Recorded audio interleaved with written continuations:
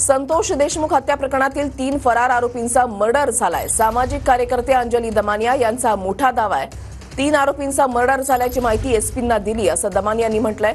वाल्मिक कराडला अटक करा, धनंजय मुंडेंचा राजीनामा घ्या अशी मागणी दमानिया यांनी केली आहे।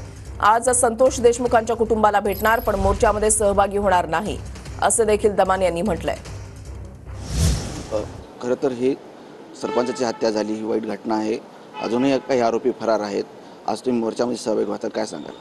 सगळ्यात मोठी आणि धक्कादायक बातमी जी आहे ती काल रात्री मला जवळजवळ 11:30 पावणे 12च्या सुमारास एक फोन आला आणि आधी तर त्यांनी 2दा-3दा फोन केले। मला म्हणाले व्हॉट्सॲप कॉलवर तुम्ही या।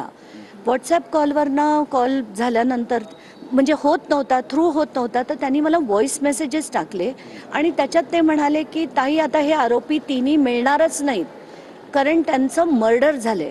ऐकून अक्षरशः हबकले, म्हणजे मला काही कळेच ना की पुढे काय बोलावं आपण।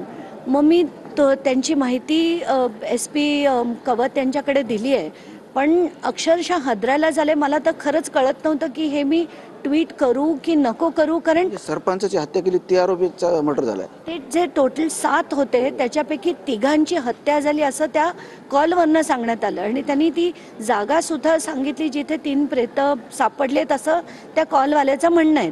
आता हे खरं आहे खोटं आहे काय, त्याच्या मागे कोणी फोन केला मला काही माहीत नाही, पण ही माहिती मी एसपींपर्यंत दिलेली आहे। फक्त हदरून जायला होत आहे की हे चाललंय काय, हे खरं असेल तर चाललंय काय। संतोष शिरसाटसह संजय सुरदे, TV9 मराठी, छत्रपती संभाजीनगर।